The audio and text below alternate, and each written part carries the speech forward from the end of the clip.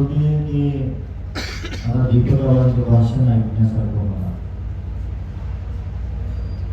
आव्हाने निर्णय घेतलं.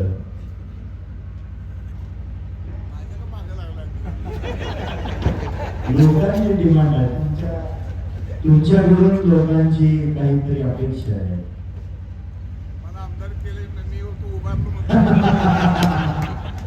तुमच्या ताब्यात दिले सगळं. आणि काही मंडळींनी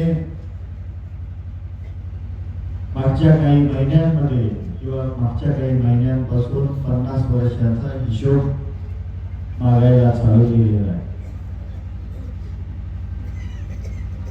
बाबांनो, स्वर्गीय आबासाहेबांचं एवढं उपकार आहे त्या तालुक्यावरती, आपण मरेपर्यंत जरी आठवलं तरी ते कमी पडेल जीवनामध्ये.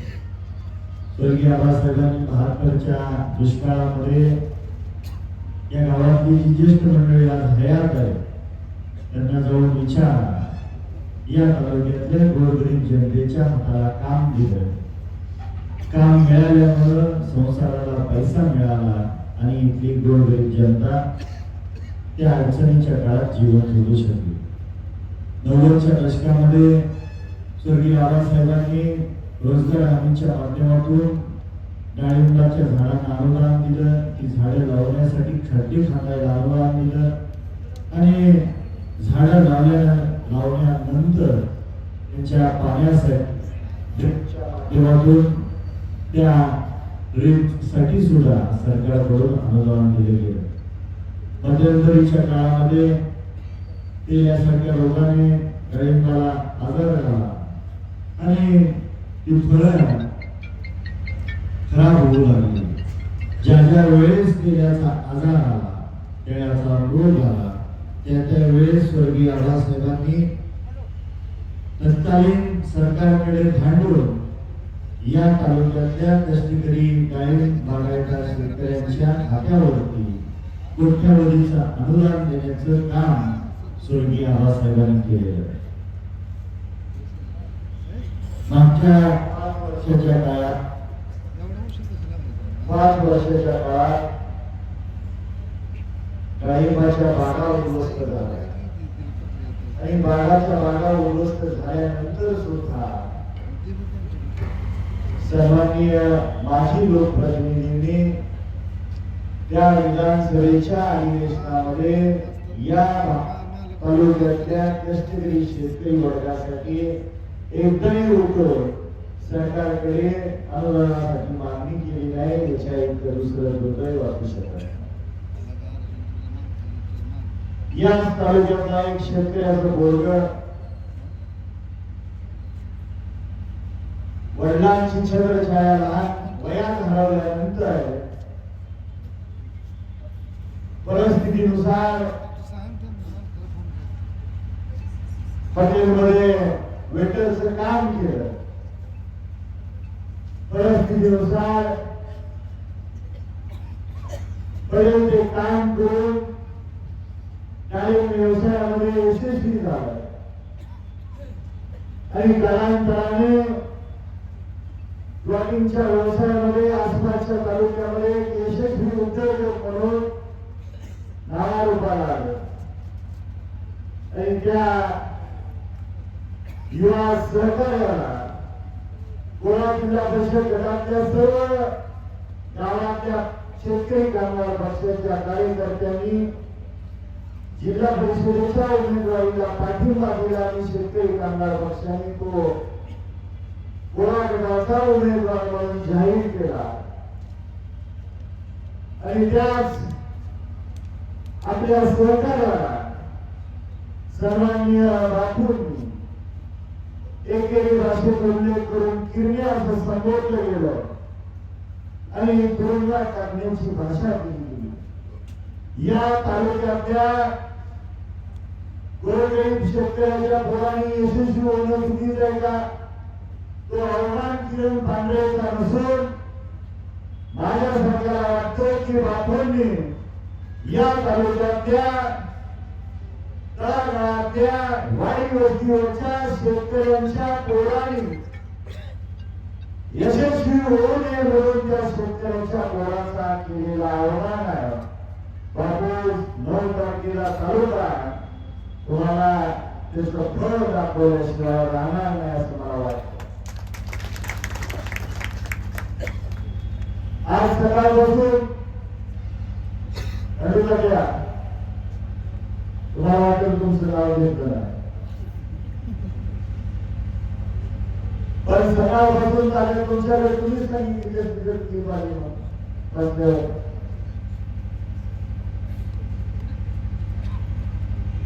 या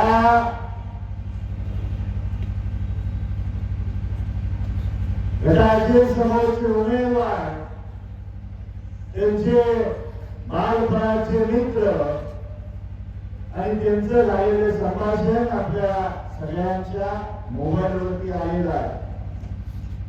त्याच्या अगोदरची एक गोष्ट सांगतो. 2022 सालामध्ये जवळचं गाव आहे लक्ष्मीनगर. त्या लक्ष्मीनगरच्या 5 कुटुंबातल्या लोणारी समाजाच्या शेतकऱ्याच्या कुटुंबातल्या एका व्यक्तीने सन्माननीय तत्कालीन लोकप्रतिनिधीला संध्याकाळच्या वेळेस फोन केला आणि सांगितलं, बापू आम्हाला लाईट द्या. बापूंनी काय बोललं गेलं या ठिकाणी माता भगिनी बोलणं उचित नाही आणि आपल्याला कुणाला टीका करायची गरज नाही, पण वास्तव आपल्या समोर आलं पाहिजे म्हणून हे सांगणं खूप गरजेचं आहे. आणि बापूंनी जे काय संभाषण त्या लोणारी समाजाच्या शेतकऱ्याच्या कुटुंबातल्या व्यक्तीशी केलं हे कुणी खपवून घेतलं नसतं एवढा अवमान एका शेतकऱ्याचा बापूंनी केला. आणि तीच परिस्थिती, ती दादागिरीची भाषा आज लोकेवाडीच्या समोरच्या उमेदवाराकडून होत होती. ती मोबाईलवरती आलेली सरकार कापड करून तुझी चमडी शिवाय ठेवणार नाही. अजून इलेक्शन व्हायचं आहे, मतदान व्हायचं आहे, मतदानानंतरचा निकाल यायचा आहे.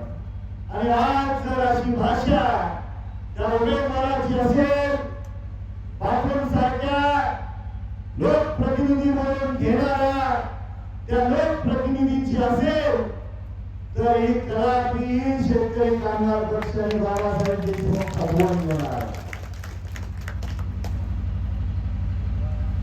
या तालुक्यामध्ये स्वर्गीय आबासाहेबांनी 50-60 वर्ष राजकारण करत असताना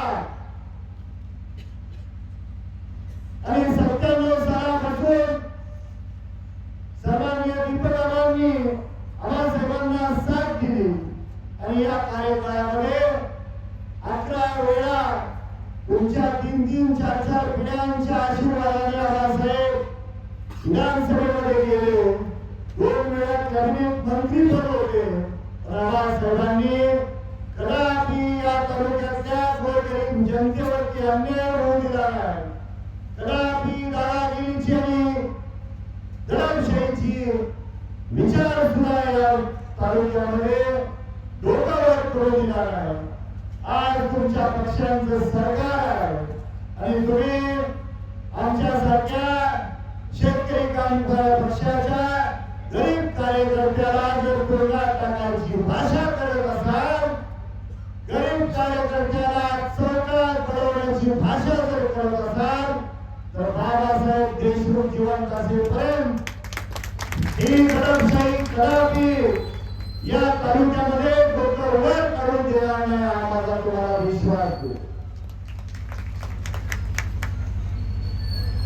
आता बद्दल अजून एक पाहिजे. जिल्हा परिषदेचे समोरचे पॅनलचे उमेदवारांचे लहान भाऊ आणि मला वाटते महूर असा गट आहे वकील साहेब. राहिलेल्या 2-3 दिवसात अजून काय काय तुम्ही बाहेर काढताय विचार त्या नाम भावाची भाषा अशी आहे, अशा सगळ्यात दोनदा ही जी भाषा आहे, माझ्या कार्यकर्त्याला जर कोण त्रास दिला तर खराब घुसून मारेल. ही भाषा या दोन्ही भावाची जर अशी असेल तर बाळांनो, हा तालुका शिवशाहू फुले आंबेडकरांच्या विचाराचा आहे, पुरोगामी विचाराचा आहे. स्वर्गीय बाबासाहेबांनी 50-60 वर्ष या तालुक्यामध्ये शांतता आणण्यासाठी अहोरात्र कष्ट घेतलंय. काय केलं पाहिजे? आज जर खाट घुसून मारण्याची कोण जर भाषा करत असेल तर या महूर जगातल्या सर्व मतदार बंधू भगिनींना माझी विनंती आहे, बाबांनो, अजून वेळ गेली नाही, गांभीर्याने घेण्यासारखा हा विषय आहे. आता विरोधकांनी सांगितलं दाम काय काय काय काय हो बाबा, किती दाम काय तर नाही प्रश्न.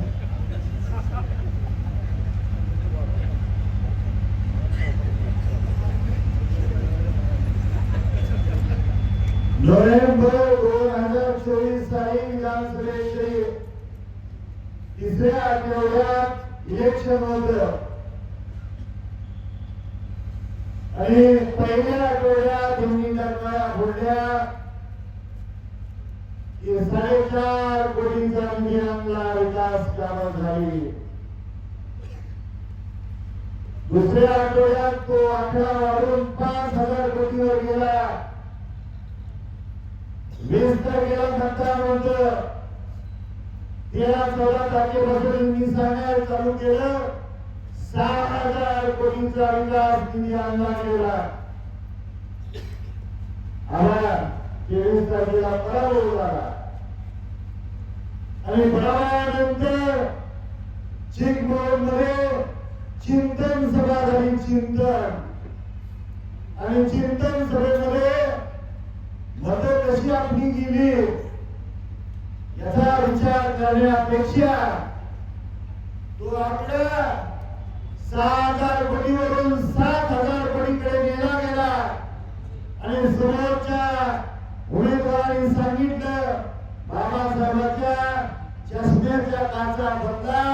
त्या चष्म्याच्या काचामधून बाबासाहेबांना झालेला विकास दिसत नाही. या ठिकाणी त्यांच्याच गावचे सन्माननीय सुभाष भोसले जरा बाहेर बसून ऐकते, मला सांगितलं मी इथंच आहे, काळजी करू नका.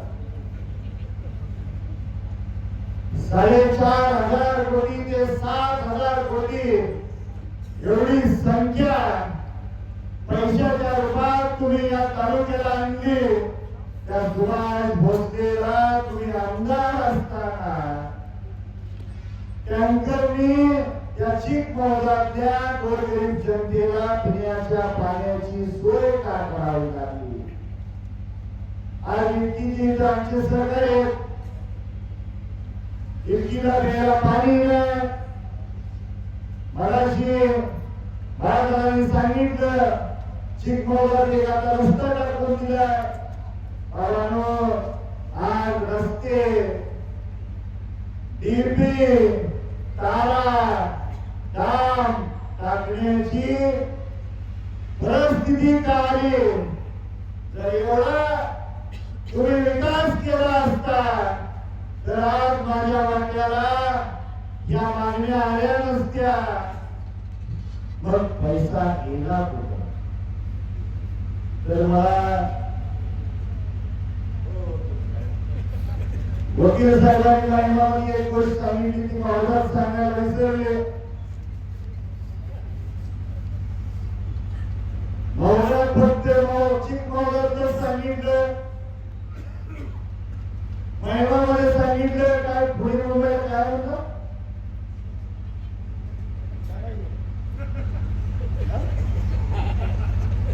पुढे मुंबईला काहीतरी संपत्ती करून ठेवली म्हणे. आणि महिन्याला त्याचं भाडं येतं. बाबांनो, या ठिकाणी ज्या ज्या गावात तुमच्या गटातल्या काम टाकलेले डिपेंडी म्हणत असतील तर बिनधास्त घ्या. 7 तारखेला सकाळी 7:30 वाजता मतदान सुरू होणार आहे आणि 7 तारखेच्या सकाळच्या 7 वाजेच्या आत जर पडलेलं डाम उभा झालं आणि त्या डामाला जर तारा ओढल्या तर 8 तारखेपासून बाबासाहेब देशमुख राजकारण सोडून राजकारण.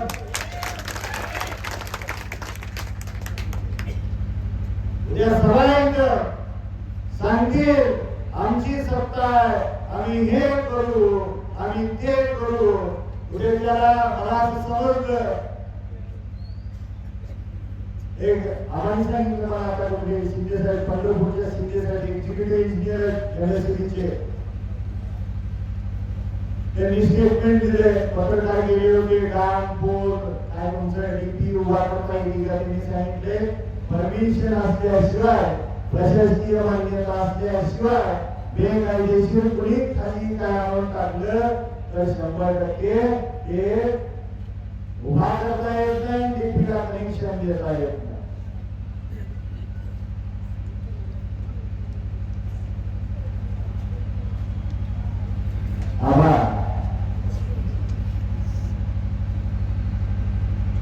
आता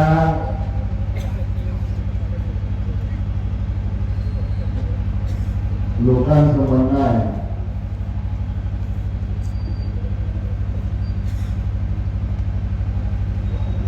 पुढचं काय करायचं पुढच्या करून. तुमच्या उमेदवाराकडून येणाऱ्याचं काय करायचं.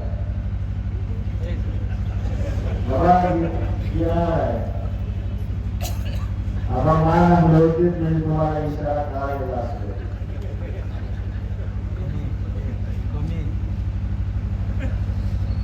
जाधव साहेब आहेत आम्हा गटाचे.